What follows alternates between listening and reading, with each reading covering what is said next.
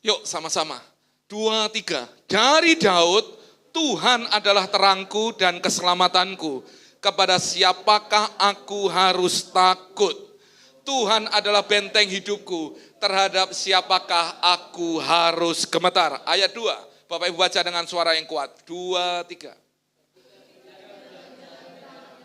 Untuk memakan dagingku, yakni semua lawanku dan musuhku, mereka sendirilah yang tergelincir dan jatuh. Ayat 3 saya baca. Sekalipun tentara berkemah mengepung aku, tidak takut hatiku. Ngomong, tidak takut hatiku. Sekalipun ada musuh. Selanjutnya, sekalipun timbul peperangan melawan aku, dalam hal itu pun aku tetap percaya. Ngomong, saya tetap percaya. Amin. Ayat 4 Bapak Ibu baca. 2, 3. Itulah yang kuingini. Diam di rumah Tuhan seumur hidupku. Menyaksikan kemurahan Tuhan dan menikmati baiknya. Ngomong ke saya, diam di rumah Tuhan. 1 jam. 1 jam atau seumur hidup? Diam di rumah Tuhan seumur hidup. Ini yang nulis raja yang hebat, yang gak nganggur. Bapak. Tapi kerinduannya untuk diam di kita yang bukan raja. Kita sukanya sukanya jalan-jalan. Sukanya ke Malang, ke Batu Malang, liatin apa? Ya liatin yang sama, oh gitu liatin. Setelah itu balik lagi, buang-buang uang, gitu toh. Itu kan manusia kita. Tapi Daud yang adalah raja, di tengah peperangan dia sukanya di rumah Tuhan. Kalau kita sukanya cari Tuhan, betul. Jangan cari yang lainnya, jangan cari yang lainnya. Lanjut, dan menyaksikan kemurahan Tuhan seumur hidupku dan menyaksikan kemurahan Tuhan dan menikmati baiknya. Ayat yang kelima, ayat terakhir yuk baca sama-sama.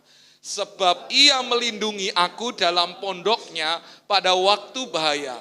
Ia menyembunyikan aku dalam persembunyian di kemahnya. Ia mengangkat aku ke atas gunung batu. Katakan amin. Selanjutnya, tolong dibuka slide-nya, Vano.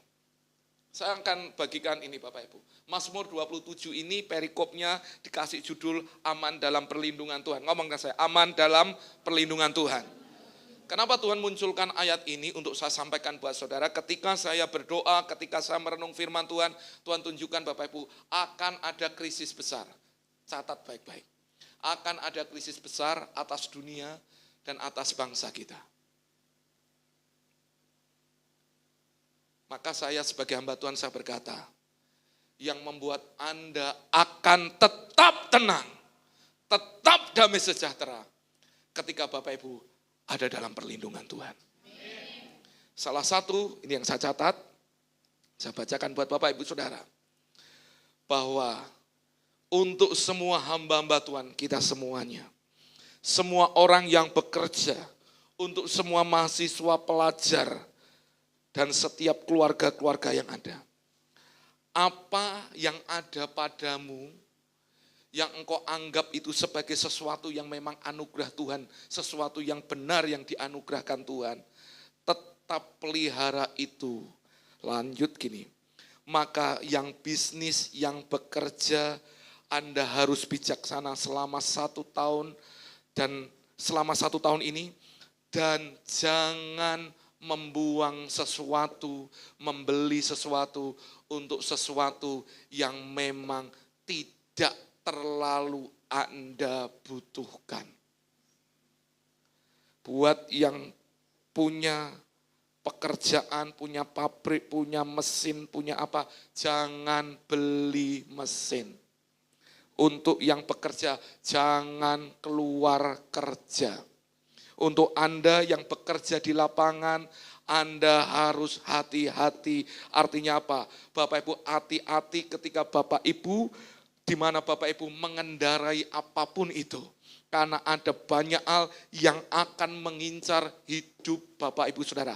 2025 masuk ke 2026. Tahan dirimu. Kalau saya simpulkan adalah Bapak Ibu harus jaga hatimu dan belajar menguasai diri. Katakan amin. Akan ada banyak hal yang akan menggoda Anda untuk Anda keluar. Dan Anda berpikir ini logis kenapa saya butuhkan ini. Tapi ingat pesan ini, Anda harus tahan itu semua. Tahan semua. Bahkan ketika ada kredit, ada tawaran untuk Anda berhutang, jangan diambil. Dengarkan ini. Saya berdoa untuk ini Bapak Ibu. Betul Bapak Ibu. Ketika ada tawaran untuk menghasilkan keuntungan yang besar dan Anda diminta untuk setor dulu seperti ini, jangan mau ikut. Termasuk arisan-arisan dalam bentuk apapun, jangan ikut-ikut. Dengarkan ini. Kenapa Pak kok tiba-tiba spesifik ini? Karena saya tangkap ini bahwa tahun ini, apapun yang ada di tanganmu yang benar tadi yang Tuhan sudah anugerahkan, tahan baik-baik. Jangan Anda pikir, wah ini kan mumpung ada berkat pakai ini. Tahan baik-baik. Ada waktunya di mana engkau akan pakai itu. Tapi yang ada padamu, simpan baik-baik dan belajar bijak menggunakannya. Yang sepakat dengan saya katakan amin. Pak, bagaimana dengan yang punya emas, punya kayak gini? Kalau Anda punya emas, Mas Edi, Mas yang lain, tahan baik-baik. Tapi saya bicara emas, ini emas bukan emas gini, tapi benar-benar emas. Kalau Anda punya, tahan baik-baik. Pak, kok jadi cenayang gini? Kalau Tuhan nggak tunjukkan sesuatu, saya nggak akan berani akan ngomong kepada saudara. Tapi perhatikan ini. Nanti orang-orang yang akan tetap bertahan adalah orang-orang yang bijak ketika dia tetap ikutin firman Tuhan. Amin ya. Selanjutnya, apa yang Tuhan tunjukkan dari Mazmur 27 ini? Yang pertama Bapak Ibu, Tuhan kasih pesan sesuatu gini, jangan takut. Dari ayat yang pertama tadi dikatakan, dari Daud, Tuhan adalah terangku dan keselamatanku. Kepada siapakah aku harus takut? Itu tanda tanya. Berarti gini Bapak Ibu, ada banyak hal yang akan membuat hidup kita takut, ada banyak hal yang akan mengkhawatirkan kita. Tuhan adalah benteng hidupku, terhadap siapakah aku harus gemetar. Artinya Daud itu menyadari bahwa ada banyak hal yang di sekelilingnya yang bisa membuat takut. Tapi dia memilih mempercayakan hidupnya kepada Tuhan. Katakan amin. Makanya kenapa jangan takut. Di dalam Mazmur 118 ayat yang ke-6 dikatakan, Tuhan di pihakku, katakan Tuhan di pihakku. Tuhan ada di pihak kita. Aku tidak takut apakah yang dapat dilakukan manusia terhadap aku. Selama Bapak Ibu ada dalam tuntunan Tuhan, saudara nggak akan coba untuk mencoba keluar daripada hadiratnya. Saudara tidak akan mencoba dengan kekuatanmu sendiri. Tapi saudara akan tetap berjalan dalam tuntunan Tuhan. Kenapa? Karena sesungguhnya Bapak Ibu, kalau Tuhan ada di pihakmu, Tuhan yang akan menjaga langkah-langkah hidupmu. Katakan amin. Yang kedua, kenapa jangan takut? Karena Tuhan itu menjadi perlindungan dan kekuatan dan penolong kita dalam kesesakan. Hari ini apa yang kau hadapkan? Hari ini apa yang kau hadapi dalam pergumulanmu? Saudara, jangan biarkan hatimu hari ini mencoba untuk menolong Tuhan. Biarkan Tuhan yang tolong saudara. Sepakat dengan saya katakan amin. Sekali lagi. Jangan biarkan hidupmu menolong Tuhan.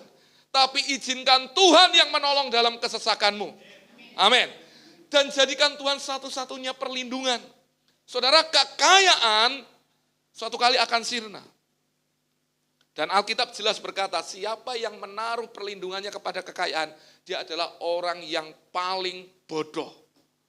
Makanya saya mengajak kita, Mazmur 42 ayat 2 sampai 46 ayat 2 sampai 3 dikatakan, Allah itu adalah tempat perlindungan, kekuatan sebagai penolong dalam kesesakan, sangat terbukti. Katakan sangat terbukti. Jadi jadikan semuanya, taruh semuanya sama Tuhan.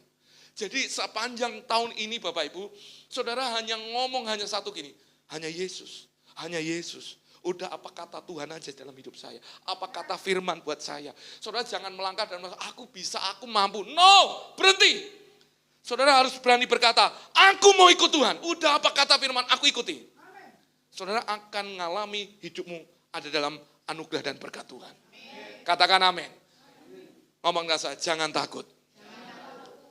Satu nubuatan yang Bapak Ibu dengar baik-baik. Matius 24 ayat 6 sampai 8 dikatakan, kamu akan mendengar deru perang atau kabar-kabar tentang perang. Namun berawas-awaslah, jangan kamu gelisah, sebab semuanya itu harus terjadi, tetapi belum kesudahannya. Ingat, kita ada di akhir zaman. Sebab bangsa akan melawan bangsa, kerajaan akan melawan kerajaan. Akan ada kelaparan dan gempa bumi. Saya sampaikan ini, Tuhan taruh ini ketika saya menyiapkan jangan takut ini, tiba-tiba Tuhan taruh gini, sampaikan ini nak. Ayat ini enggak ada saya tulis di sini. Tapi waktu saya duduk di sini, tiba-tiba Tuhan taruh ini. Dan ketika saya baca, maksudnya apa Tuhan? Tuhan hanya tunjukin gini, akan ada kelaparan dan gempa bumi di berbagai tempat. Saya ajak Bapak Ibu berdoa untuk Bapak Ibu di tempat kita, di Surabaya, di kota kita, di Indonesia. Kita minta perlindungan Tuhan itu. Amin. Bapak Ibu harus berdiri buat kotamu. Bahkan kau harus berdiri untuk rumah tanggamu. Karena ada banyak hal yang sudah dinubuatkan Alkitab yang akan terjadi. Hanya orang bodoh yang mereka sudah tahu, Yesus sudah ngasih tahu, tapi kita tetap tidak dapat menilai zaman. Kita harus menilai zaman Bapak Ibu. Ini tahu kita ada di akhir zaman, kita harus lebih waspada, tapi itu tidak membuat kita takut, tetapi membuat kita justru bergantung kepada Tuhan sepenuhnya. Amin. Maka di ayat 24, di ayat 12-13 dikatakan, dan karena makin bertambahnya kedurhakaan, maka kasih kebanyakan orang akan menjadi dingin. Kenapa saya tadi tiba-tiba diingatkan, ayo nyembah Tuhan dengan cinta. Jangan sampai Bapak Ibu kasih kita kepada Tuhan jadi dingin.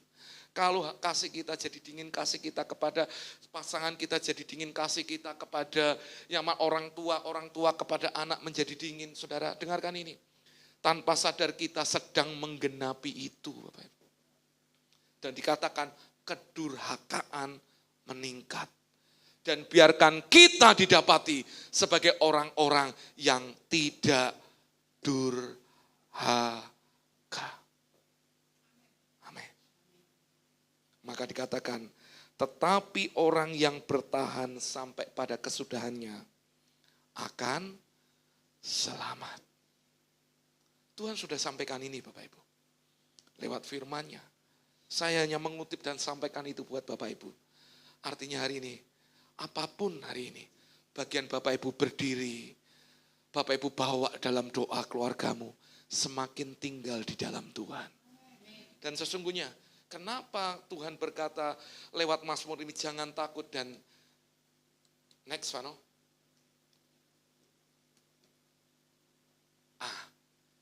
Hanya satu pribadi yang berkata di perjanjian yang baru yang berkata aku ini jangan takut. Siapa dia?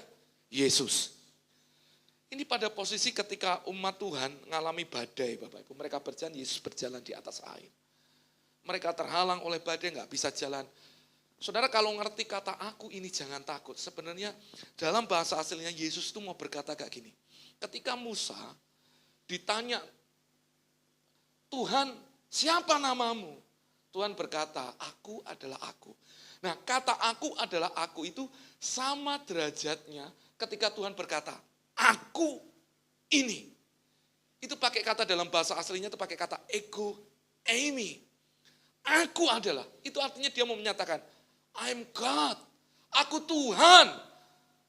Dan Tuhan yang sama di perjanjian lama, Tuhan yang sama di perjanjian baru berkata, jangan takut. Maka saya nyimpulkan bahwa saudara akan mengalami yang namanya bagaimana hidupmu akan bahagia, damai, sejahtera waktu Bapak Ibu tinggal di dalam Yesus. Ikutin aja perkataan Yesus. Gak usah sok pinter, Bapak Ibu. Gak usah sok tahu. Omongan ini saya tujukan pada diri saya. Mungkin Bapak Ibu kalau mendengar, tahu Pak tinggal dalam Yesus. Tapi berapa sering kali kita keluar masuk dan meninggalkan Yesus. Yesus tidak pernah meninggalkan kita. Tapi kita orang percaya. Kita yang ngakunya kita orang Kristen, pengikut Kristus. Seringkali kita meninggalkan Tuhan. Jangan pikir waktu Bapak Ibu pekerjaanmu baik, semua baik, Anda nggak bisa tinggalkan Tuhan. Begitu juga sebaliknya, kalau engkau di bawah, jangan tinggalkan Yesus. Tetap di dalam Yesus. Ketakutanmu akan dapat ditaklukkan. Katakan amin. Katakan haleluya. Hari ini ada banyak orang meninggalkan Yesus. Jual Yesus, jual imannya. Kayak Yudas Iskariot. Anda lihat itu di media sosial, dengan enaknya orang ngomong kayak gini, sekarang saya jadi muslim. Kok Bapak belak-belakan? Iya, saya ngomong belak-belakan. Saya ninggalkan. Jadi mualaf. Kalau orang jadi mualaf akan diekspos sebesar-besarnya dan berkata, ini dapat hidayah. Tapi berapa banyak orang yang meninggalkan muslim? Jauh lebih banyak. Tapi itu dianggap sebagai murtad. Saya ngomong kepada Bapak Ibu Saudara semua, tetap tinggal dalam Yesus. Apa yang menjadi imanmu, jangan engkau jual.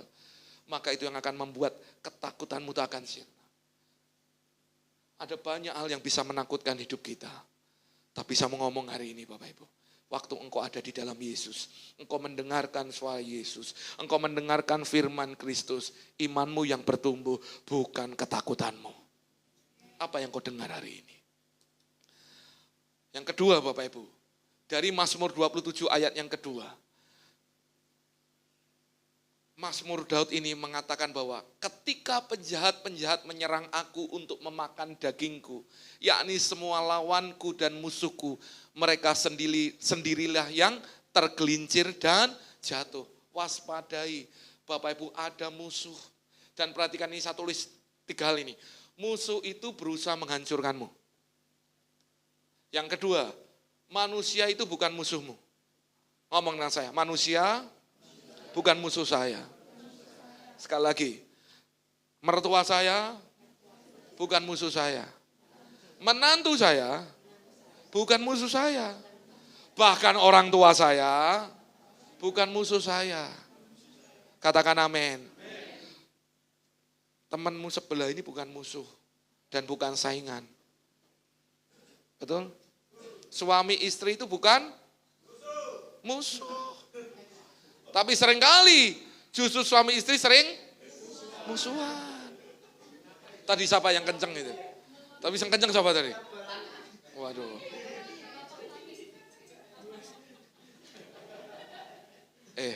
Pengakuannya jangan kenceng-kenceng.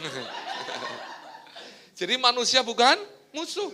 Saya tulis Efesus 6 ayat 12 dikatakan apa? Rasul Paulus menuliskan seperti ini.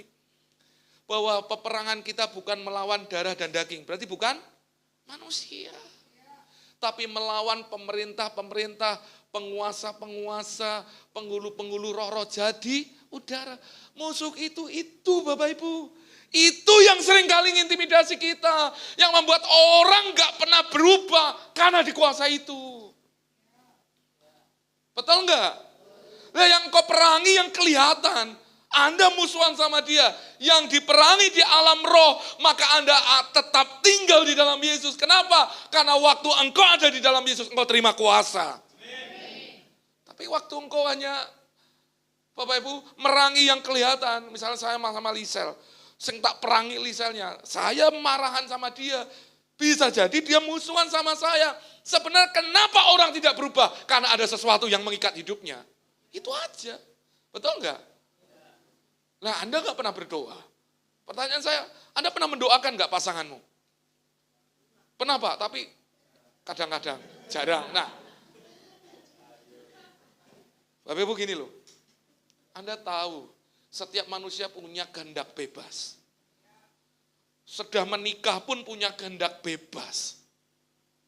Hanya yang benar-benar mereka sudah diubahkan yang mau, itu pun juga butuh yang namanya dia menundukkan pada firman. Lah kalau kita enggak, suami istri, gegeran terus Bapak Ibu. Dan biasanya serangan itu akan muncul ketika Anda mau datang sama Tuhan. Anda mau dekat sama Tuhan, Anda mau berpuasa, tiba-tiba muncul aja gegeran dewe. Menurut saudara, itu karena dia? Enggak. Itu karena ada sesuatu yang mempengaruhi. Maka berdoalah. Anda dikasih karunia berdoa dalam bahasa roh. Berdoalah dalam bahasa roh. Katakan amin. Tapi seringkali kita anggap, biasa Pak. Ini musuh Pak, ini suamimu gak berubah-ubah. Ini istriku cerewetnya bukan main. Pak, ini orang tuaku bawelnya bukan main. Gak mau tahu, ini Pak anakku. Dengerin gini. Saya sebagai hamba Tuhan, setiap waktu dengerin itu. Kenapa Anda gak berpikir gini? Pak, iya Pak. Walaupun hari ini belum berubah, saya akan tetap berdoa buat dia. Saya akan semakin mencari Tuhan. Karena saya tahu, doa orang benar bila dengan yakin didoakan, besar kuasanya. Katakan amin. Ya ngono. Loh Anda doa aja nggak yakin. Dan nggak pernah doa lagi. Lalu Anda mau nuntut siapa? Kalau Anda mau hubungi pendeta, saya ngomong kayak gini. Hubungilah. Waktu Anda mau ngajak pendeta makan. Pak, ayo makan sama saya Pak. Ya itu saya mau gitu. Tapi sering kali gini. Saya ditelepon jam 11 malam, sampai ini waktu mau istirahat, lagi mau gini, saya biarin. Jam 3 pagi saya bangun, saya balas gini, aku gak bisa tidur, tolong doakan. Dalam hatiku gini, iya agenda masalah, nelponnya pendeta, tolong doakan, supaya Tuhan membuat trading saya naik loh. Ayo, emang aku dukun. Tapi saya mau tanya, kalau sudah naik, eling pendetanya. Dia jalan-jalan juga jalan sendiri kok. Aku nggak diajak juga kok. Uangnya terima keuntungan, akhirnya sekarang naik lagi. Apakah dia tetap hal yang sama? Aku akan mencari Tuhan. Enggak. Kita ini suka kalau ditolong Tuhan. Tapi tidak suka untuk kita benar-benar bergumul dan terus mencari Tuhan. Mari Bapak Ibu, jangan kita punya gini loh. Sini istriku. Saudara, menurut saudara, saya sudah menikah dengan dia berapa belas tahun? Hampir 19 tahun Bapak Ibu. 5 Februari 2006, karena saya sering lupa ngitung Bapak Ibu. Karena saya kan bukan enggak. Perhatian ya. Saya tanya jujur ya, gini. Apakah Bu Heni yang sekarang, begitu juga apakah Pak Pingan yang sekarang ini sudah mengalami perubahan dibanding ketika saya kenal pertama kali menikah dengan dia sekian 16 tahun yang lalu. 19 tahun yang lalu. Iya lupa gitu aja diprotes. Kenapa gitu protes gitu? Saudara gini loh. Waktu kondisi ini, awal-awal saya menikah, saya penuh pergumulan Bapak Ibu. Ini hamba Tuhan saya ngomong. Tapi dengarkan ini, tidak pernah sedetik pun saya ketika menjalani pernikahan dengan dia, saya ngomong, saya tidak yakin bahwa Tuhan akan membawa saya ke padang rumput yang hijau. Saya tidak pernah, tidak yakin itu. Maka saya akan selalu gini, kita gegeran terus, ayo doa. Ada sesuatu yang ingin menghalangi supaya kita bahagia. Maka saya mengizinkan apa? Untuk Tuhan hadir dalam hidup saya. Itu aja Bapak Ibu. Kadang namanya capek Bapak Ibu. Ada kalanya hanya doa mungkin hanya 5, 10, 15 menit. Enggak sampai 1 jam. Tapi yang pasti saya mau ngomong, Tuhan aku butuh Tuhan dalam keluarga saya. Menyadari itu, karena musuh akan lihat celah mana yang terbuka, itu yang akan disikat. Dan dia akan besarkan itu di depan matamu, sehingga menutup semua kebaikan Tuhan dalam hidupmu. Sehingga seolah-olah saudara hanya menjadi seorang diri, dan saudara menjadi orang yang paling kasihan di dunia ini. Dengarkan ini, musuh kekristenan itu adalah spirit loneliness Bapak Ibu. Kekristenan itu selalu dibawa untuk kita punya yang namanya komunitas atau penggembalaan. Tapi orang yang merasa mampu dan bisa dengan sendirinya, biasanya orang itu akan punya spirit loneliness. Dan akhirnya ketika jatuh sendiri, murtad dewe. Nyalahkan Tuhan. Maka berkomunitaslah. Saya menyadari kelemahan saya. Saya tidak bisa kalau nggak ditopang ada istri yang mendoakan. Kalau Anda dengan pasanganmu aja, dengan anak-anak, Anda nggak pernah mendoakan, berarti ada celah yang terbuka, ada ketidakakuratan yang sedang terjadi. Makanya masalah terus bertubi-tubi datang dalam hidupmu. Jangan pikir orang melayani, Anda sudah maksimal loh dengan Tuhan. Melayani semua ini hanya hal yang terlihat. Tapi melayani apapun yang kita lakukan, tetaplah bangun mezbah pribadimu. Karena kekuatannya waktu Bapak Ibu membangun mezbah dengan Dia. Anda berdoa, Anda mengakui Dia dalam segala jalan Bapak Ibu. Saudara sedang mengizinkan apa? Perlindungan yang utuh itu menutup langkah hidup kita. Amin Bapak Ibu. Saya mau tanya, Anda suka berdoa enggak? Kelihatan dari wajah saudara. Yang kadang berdoa, bahkan tidak pernah berdoa. Bangun pagi yang dipikir langsung badok, makan. Ada orang bangun pagi yang dipikir, mana bagi kopi.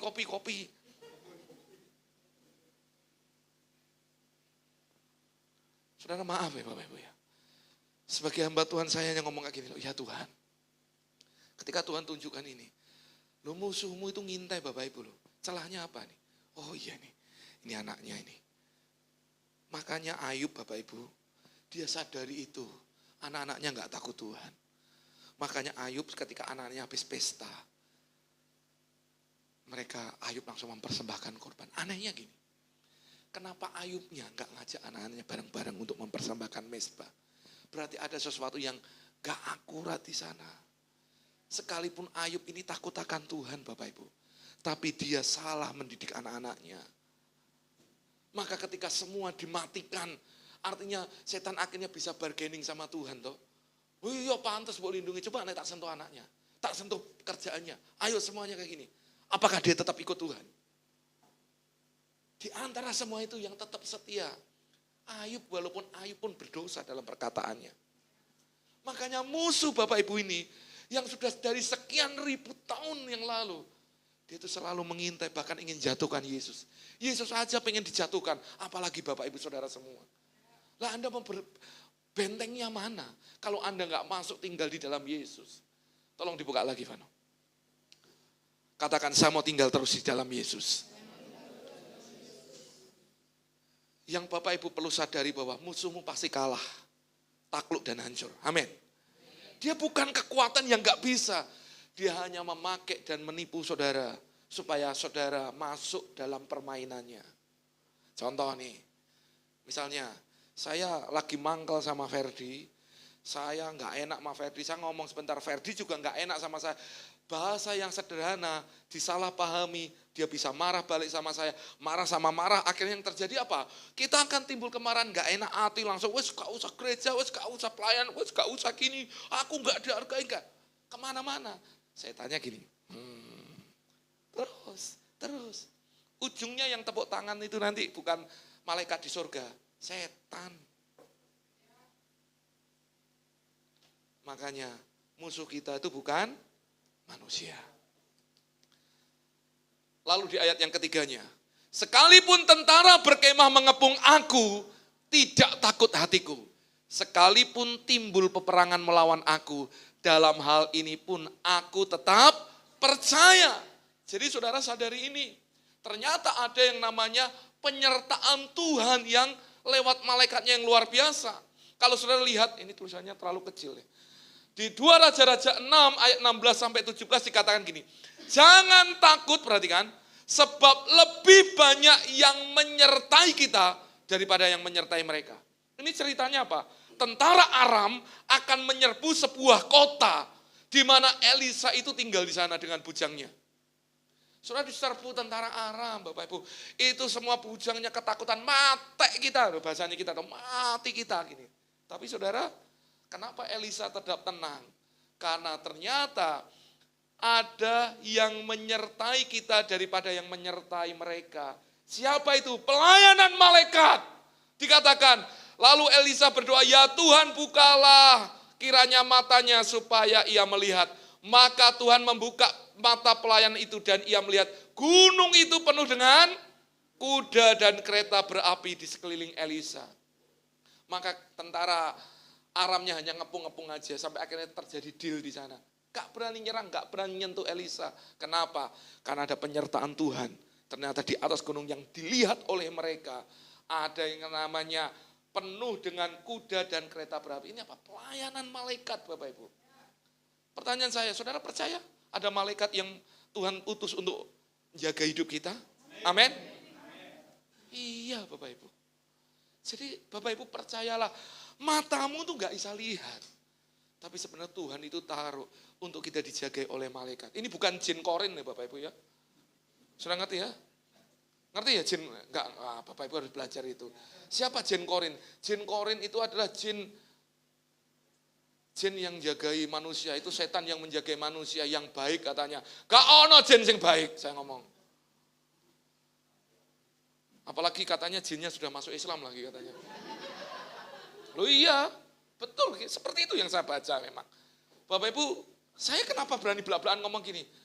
Ini waktunya kita berani ngomong belak-belakan aja Bapak Ibu. Saya itu berpikir gini, selama ini kita tuh terkungkung karena kita takut-takut. Kenapa? Enggak lah Bapak Ibu. Mereka bahas Alkitab, kita ngomong Bible dipalsukan kok. Kenapa kita enggak berani ngomong bahwa kebenaran itu hanya di dalam Yesus Tuhan. Amin. Itu aja. Makanya Bapak Ibu ini malaikat ya, bukan jin korin ya, ingat ya. Malaikat ngomong. Nah, oke. Selanjutnya Bapak Ibu, dalam Ibrani 1 ayat 14 dikatakan gini. Bukankah mereka semua adalah roh-roh yang melayani? Siapa roh-roh yang melayani? Malaikat Tuhan. Diutus Tuhan untuk apain? Melayani. Saya masih ingat dulu satu kesaksian dari Bapak almarhum pendeta Bapak Alek Tanusaputra Bapak Ibu. Ketika beliau pelayanan ada di Hong Kong kalau nggak salah waktu itu, di Cina lah gitu pokoknya. Tiba-tiba waktu Pak hamba Tuhan ini, Pak Alek ini keluar dari hotel gitu, ada yang namanya suhu Bapak Ibu. Suhu ini lihatin Pak Alek ini, dia lihat itu di kiri kanannya ada 4 malaikat kalau nggak salah gitu. 6. 2 di depan, 2 di belakang, 2 ada di kanan kiri, 1 ya. 8 ya, 2 kanan, 2 kiri, 1 gini. Ada. Enggak 1-1, sini 1-1 gitu. Jadi 6 betul. Nah, salah di protes gitu.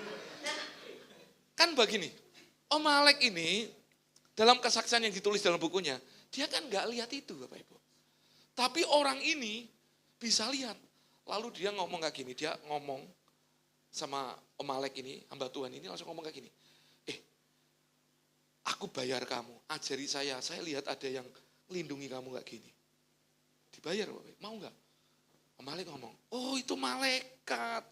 Ngobrol-ngobrol, akhirnya orang ini dilayani untuk terima Yesus. Dan ternyata dia adalah kayak dukun lah gitu Bapak Ibu. Bapak Ibu gini loh, kita dalam hidup kita itu ada yang namanya malaikat yang Tuhan utus untuk menjaga kita. Kenapa Bapak Ibu dilindungi? Salah satunya karena kita kan mendeklarasikan di Mazmur 91, malaikatmu yang menatang aku Bapak Ibu, supaya kita tuh enggak jatuh. Tapi seringkali kita merasa mampu, iso aku ledak bareng ngono. Bapak Ibu ingat ini, musuh itu sepertinya akan ngepung hidup Bapak Ibu. Tapi ingat, ada pelayanan malaikat yang Tuhan utus dalam hidup kita. Maka percayalah dan terus tinggallah di dalam Yesus. Amin. Ayo ngomong sama diri kita masing-masing, ngomong kayak gini.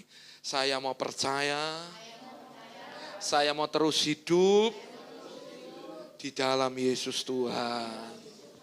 Katakan amin. Selanjutnya Bapak Ibu.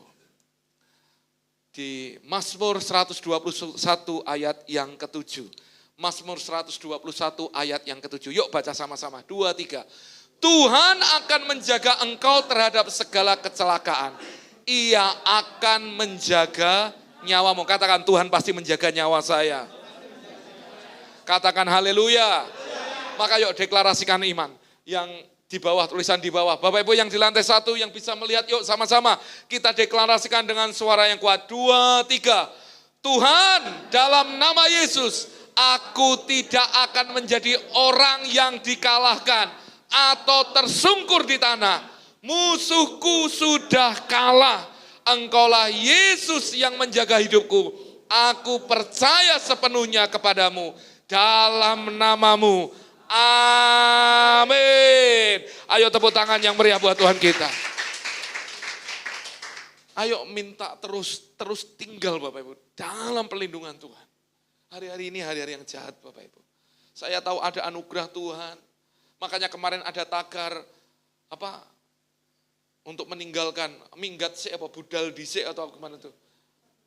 Kabur aja dulu. Nah, itu. Indonesia gelap. Iya memang ada sesuatu yang sedang gelap.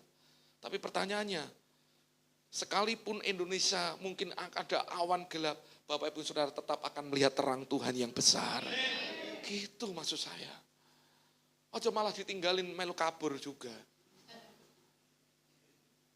Johnson ke Amerika, Kak Susan ke Zimbabwe, Dedi kemana? Ini ke Afrika, ini ke Jepang, semua enggak gini. Nah, Anda biarkan saya di sini gitu. Jangan kabur.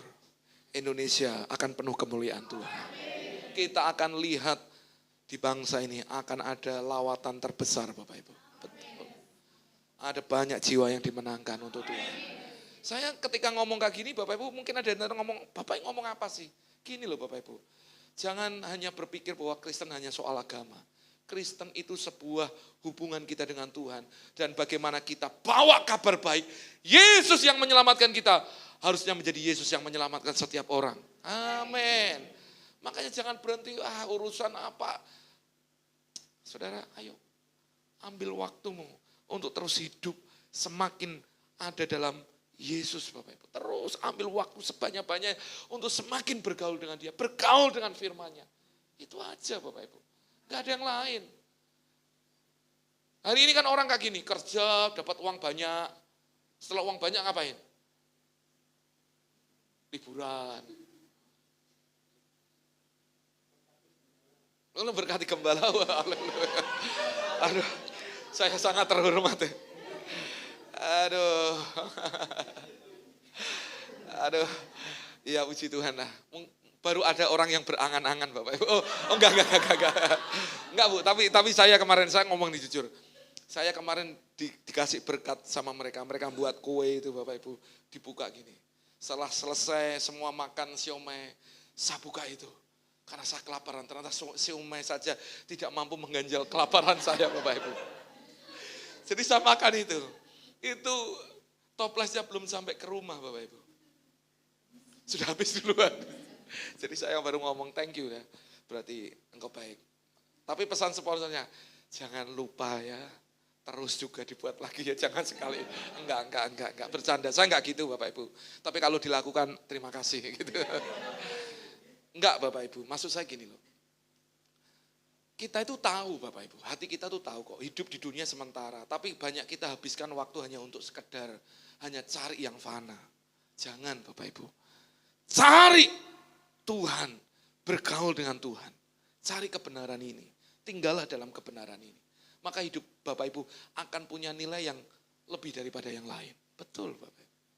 Saya ngomong gini, wah Bapak jadi pendeta berarti enggak perlu. Enggak. Saya melihat kok ada pengusaha-pengusaha yang cinta Tuhan. Ada orang-orang yang bekerja di marketplace, orang-orang yang hatinya untuk Tuhan.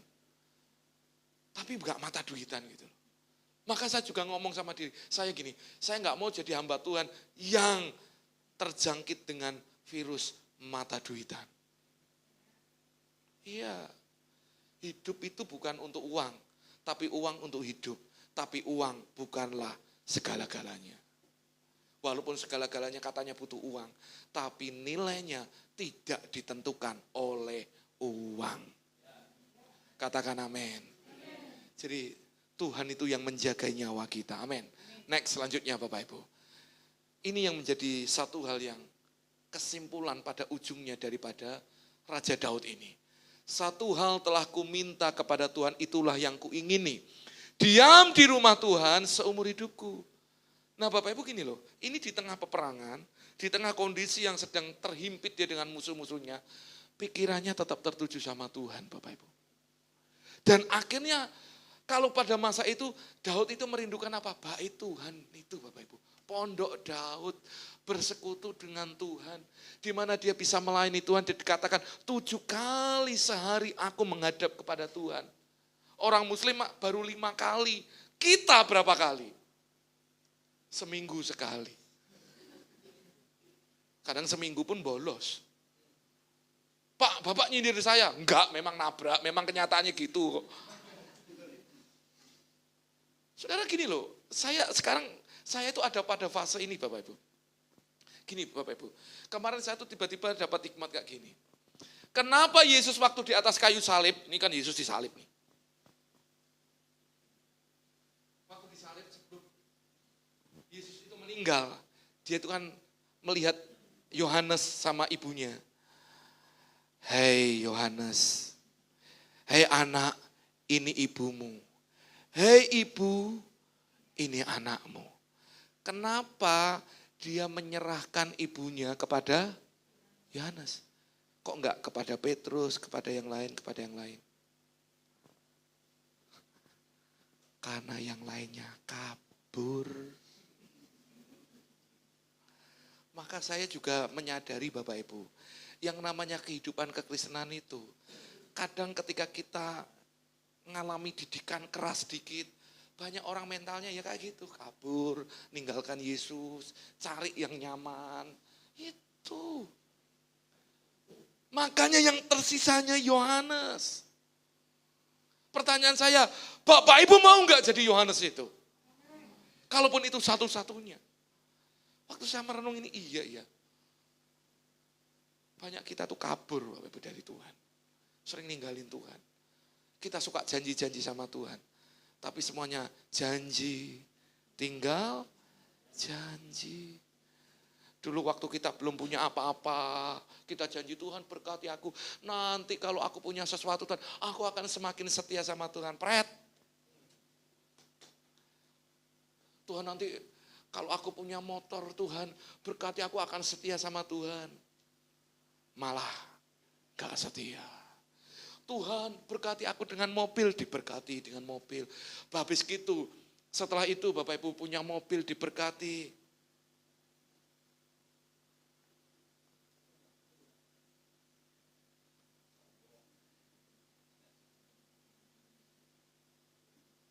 Di mana? Jalan-jalan, Pak. Saya ini sebagai hamba Tuhan gini loh. Bapak Ibu, kalau saudara tanya saya, jujur ini, Pak, Anda rindu enggak semua jemaat ibadah cari Tuhan seminggu sekali aja? Iya. Tapi kalau mereka dalam kapasitas mereka akhirnya enggak nangkap ini juga. Saya hanya ngomong kayak gini. Ya wes lah. Mungkin kamu yang salah satunya yang adalah orang-orang yang suatu kali juga akan meninggalkan. Ini belum penganiayaan Bapak Ibu, ini baru liburan. Ini masalah kita. Makanya waktu saya ditanyain kayak gini Bapak Ibu, saya tuh bisa menghargai. Saudara kalau ingat saya itu terenyuh satu temannya Vano, tiga temannya Vano. Mereka dari Ndirorejo Bapak Ibu. Setiap sore mereka naik motor berboncengan. Mereka datang ibadah yud tempat ini Bapak. Dibelain Bapak. Betul Bapak. Tapi kadang Bapak Ibu yang rumah dekat semua ada. Apakah ini berarti saya oh kan saya enggak saya enggak mempermasalahkan Bapak Ibu ibadah tempatnya enggak masalah buat saya. Tapi gini loh. Jangan sampai persekutuanmu dengan Tuhan hilang hanya gara-gara Anda berpikir semua libur, semua tutup, ini waktunya kita juga libur sama Tuhan. Wah Bapak nyindir saya Pak, saya dimarahi Pak. Ora, saya justru mau mengingatkan Bapak Ibu. Kalau untuk hal yang kelihatan kita nggak bisa setia, apalagi kepada Tuhan yang nggak kelihatan. Betul nggak? Ya itu aja lah. Saya mau pakai apa? Setiap orang akan terlihat dari buahnya. Maka Bapak Ibu satu hal telah kuingini. Daud di tengah peperangan ngingini rumah Tuhan. Tapi di perjanjian baru dikatakan 1 Korintus 3:16, tidak tahukah bahwa tubuhmu adalah bait Allah dan bahwa roh Allah diam di dalam Kita ada di dalam Bapak Ibu orang percaya. Tapi seringkali yang ini nggak pernah kita reken, Bapak Ibu.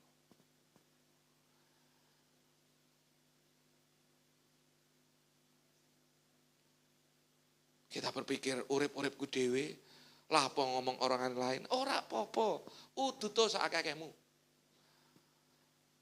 Pakai itu tubuhmu untuk hal yang menurut saudara paling benar.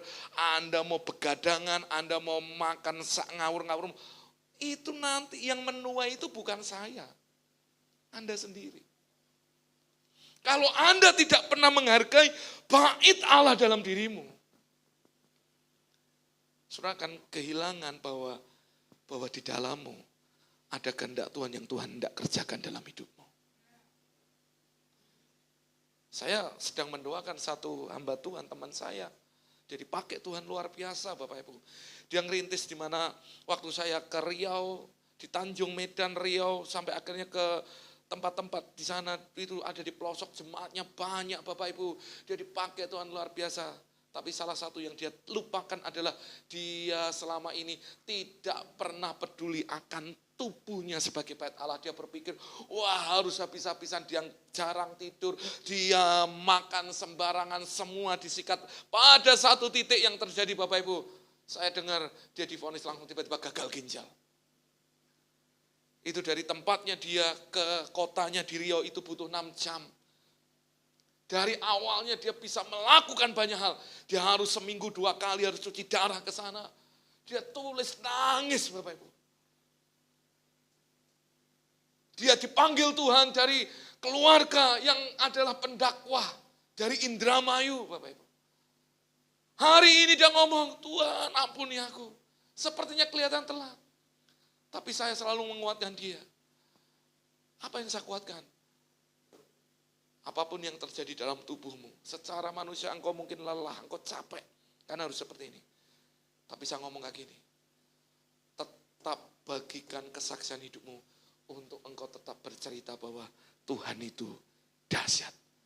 Sekalipun mungkin dia belum menyembuhkan hidupmu. Akhirnya Bapak Ibu, dia bangun kepercayaannya. Dan dia mulai nulis kesaksian hidupnya. Dan dia bagaimana akhirnya kesaksian itu menjadi sebuah jilid buku yang memberkati banyak hamba Tuhan. Hari ini dia masih cuci darah seminggu 2 kali. Dia ngalami kelelahan. Tapi saya ngomong gini, justru dalam masa ini waktunya kamu rest dan terus bersaksi tentang Tuhan. Dan nikmati anugerah Tuhan dalam kesendirianmu. Pertanyaan saya, apakah Bapak Ibu menghargai tubuh ini yang Tuhan titipkan dalam hidup kita? Ayo jangan dipakai sembrono. Amin. Sambut Roh Kudus dalam dirimu. Dan miliki persekutuan, komunikasi dekat dengan Tuhan. Amin. Jangan jadi orang yang keluar masuk. Berdirilah. Kuatlah.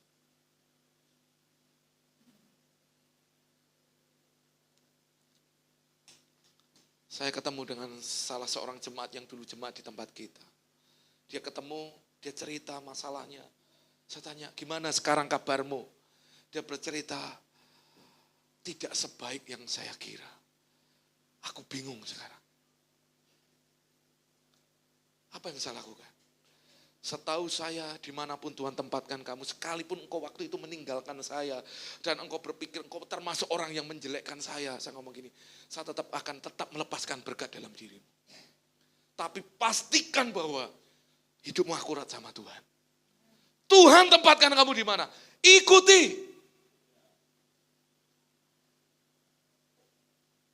Saudara, ada banyak kita gak jadi apa-apa dan gak pernah bisa menghasilkan buah yang tetap. Karena kita tidak pernah tahu mana yang Tuhan mau tuju. Maka itu bisa didapat waktu Bapak Ibu terus bergaul dengan dia. Bergaul dengan dia. Waktu pagi hari Bapak Ibu nangis di tengah semua pergumulan. Bapak Ibu angkat tangan dan berkata, kuangkat tanganku dan berseru. Orang lain gak tahu air matamu mungkin membasahi kamar doa Bapak Ibu. Tapi Tuhan melihat imanmu Bapak Ibu. Tapi engkau gak perlu menuntut Tuhan, Tuhan aku udah doa, kenapa Tuhan belum jawab saya? Bagian Tuhan itu adalah Waktu Tuhan adalah waktu yang terbaik dalam hidup kita. Tapi pertanyaannya, apakah kita masih punya membangun hubungan pribadi kita dengan Tuhan? Kadang kita lupa loh Pak, bangun pagi aja susah kok. Pak saya doanya malam, malamnya ngapain? Begadang. Begadang ngapain? Udut. Lalu bangunnya siang, pantas. Lalu kita ngomong, hari-hari ini saya sedang mengalami satu penyakit, yaitu tidak bisa tidur cepat. Lalu Anda berkata, makanya saya kalau ibadah pagi nggak bisa Pak. Lalu ibadahnya sore nggak? Enggak Pak, tidur. Lepas doai, ini penyakitnya bukan yang di luar, dalammu, saya bilang gitu. Berubah ini. Bapak Ibu kalau tanya, jujur sama saya ya. Kami ini punya waktu tidur itu singkat Bapak Ibu. Saya nyadari tambah usia, tambah tidur itu paling kadang 4 jam, 5 jam. Saya tidur ya, kadang jam 9, jam 11 kadang tidur, kadang jam 2 itu udah bangun Bapak. Dan enggak bisa tidur. Ngapain? Doa. Yang saya doain apa? Tangisin Bapak Ibu. Saya berpikir gini loh, Tuhan biar jemaat itu ngalami Tuhan. Gak ada yang lain Bapak Ibu.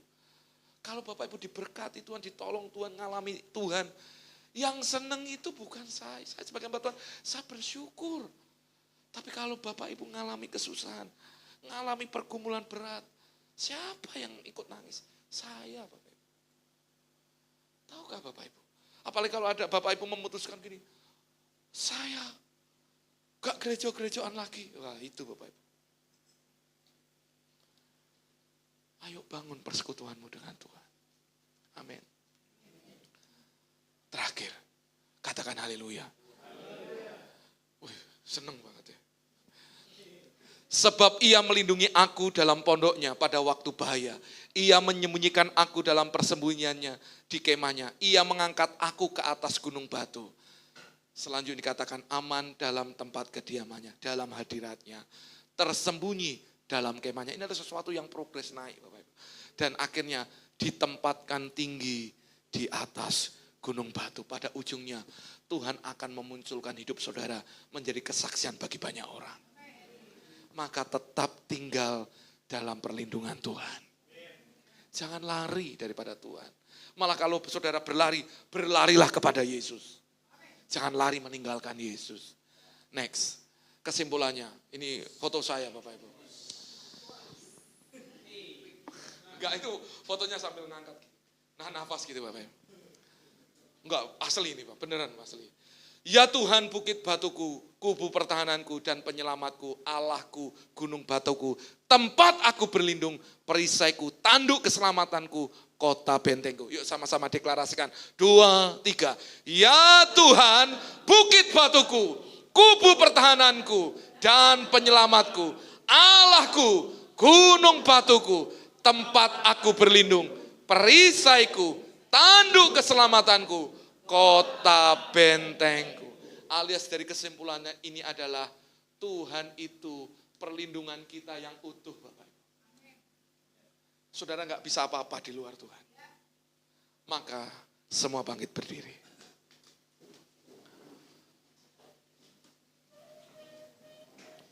Angkat tangan Bapak Ibu.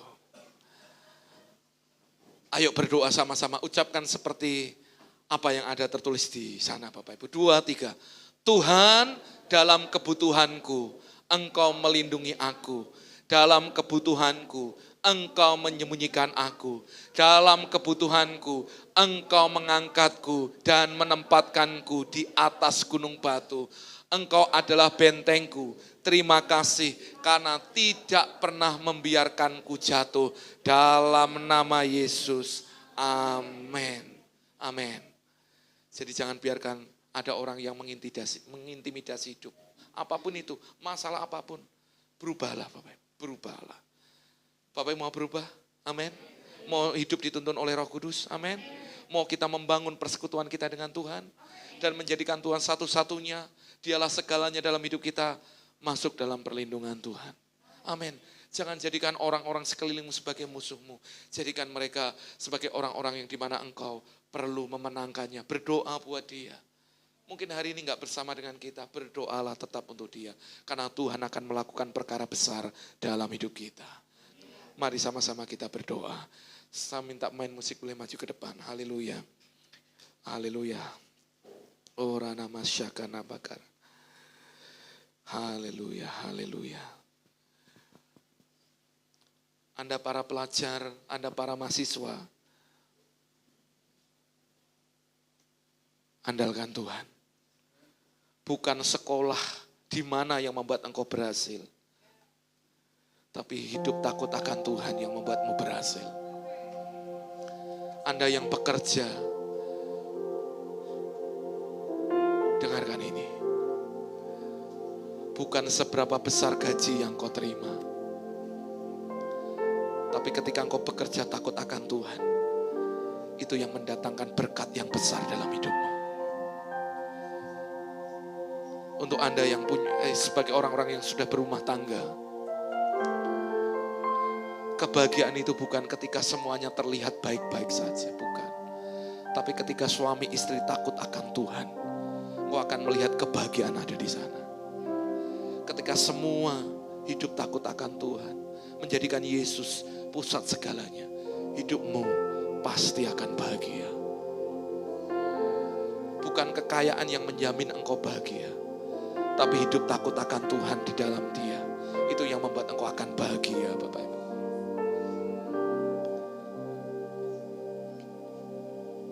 Your broken body is my healing.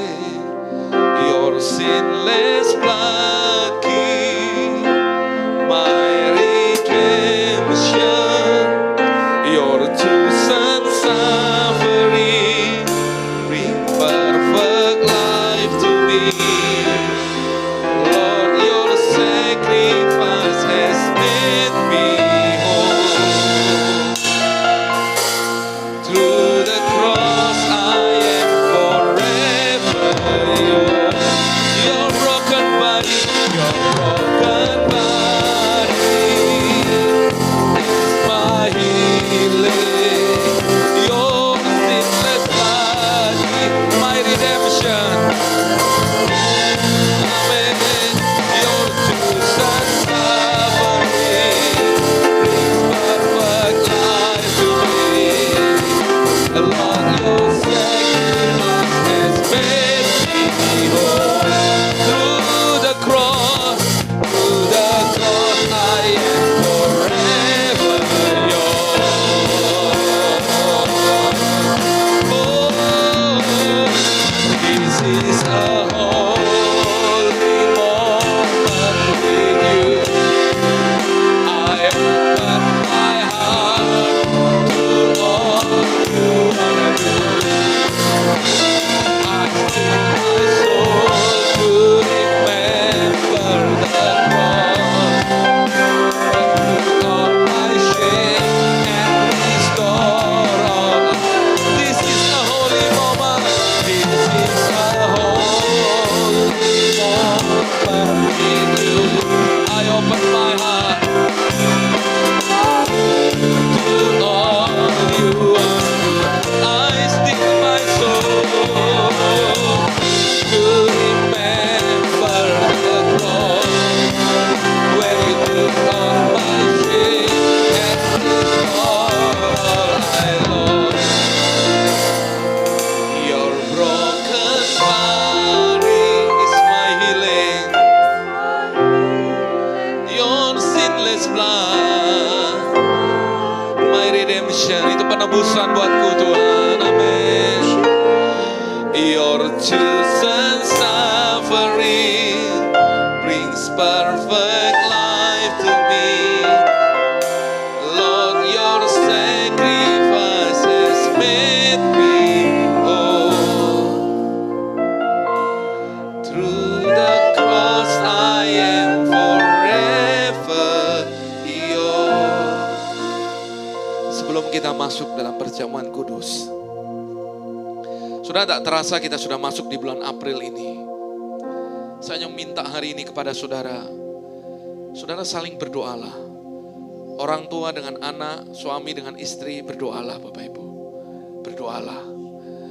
Sebelum kita mengangkat tubuh dan darah Tuhan, biarkan setiap luka, setiap celah itu ditutup dengan yang namanya pengampunan.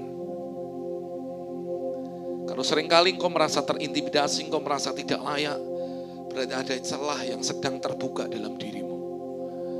Berarti sedang hidup kita tidak akurat dengan Tuhan. Mari saya minta dengan jujur kita di hadapan Tuhan. Tuhan itu begitu mengasihi kita. Bahkan dari firman ini, saya melihat Tuhan itu melindungi kita Bapak Ibu. Tapi Tuhan ingatkan buat kita, jangan keluar daripada Dia. Berdoalah, berdoalah, memohonlah kepada Tuhan dengan kerendahan hatimu di hadapan Tuhan. Saudara, seringkali ucapan kita itu menjadi kutuk yang ditangkap si iblis untuk dituntutkan dalam hidup kita. Mari cabut setiap perkataan-perkataan yang tidak baik.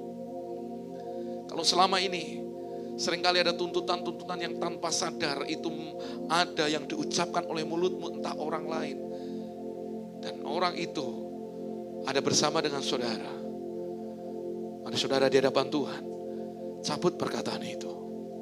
Berani melepaskan pengampunan saudara. Berani melepaskan pengampunan. Berani hari ini terbuka di hadapan Tuhan. Sebelum kita mengangkat tubuh dan darah Tuhan. Korana mahaka basikini karatakara. Berdoalah Bapak Ibu di hadapan Tuhan dengan hati yang terbuka, dengan hati yang mengasihi. Korana mahasakana. Murnikan hati kami Tuhan. Murnikan hati kami. Murnikan hati kami Tuhan. Mari berani berubah, berani berbuah Bapak Ibu. Berani terbuka. Berani hari ini berkata dalam hati kita. Mungkin hatimu berkata, memang aku seperti itu Tuhan, aku jahat di mata Tuhan. Datanglah. Sebagai seorang anak datang kepada bapaknya. Dan izinkan Bapa memeluk engkau dengan kasihnya yang tulus. Korana mahakana masakarana. Dia memeluk engkau. Epipip tuh. Dia yang akan memeluk kita dalam semua kelemahan kita. Bahkan dalam ketidakberdayaan kita. Bagian kita datang hampiri Dia. Korana mahakana masakana rarara. Orana mahakana masakana rarara. Orana mahakana mara. Okana mahakana rarara. Gandeng pasanganmu, gandeng orang tuamu, gandeng anakmu Bapak Ibu. Berdoa. Biarkan keluarga-keluarga kita sepanjang tahun ini dan seterusnya tetap ada dalam perlindungan Tuhan. Tidak ada satupun yang hilang, tidak ada satupun yang rusak, tidak ada satupun yang tidak digenapi dalam hidup kita. Semua janji Tuhan digenapi dalam hidup kita. Orana mahakana.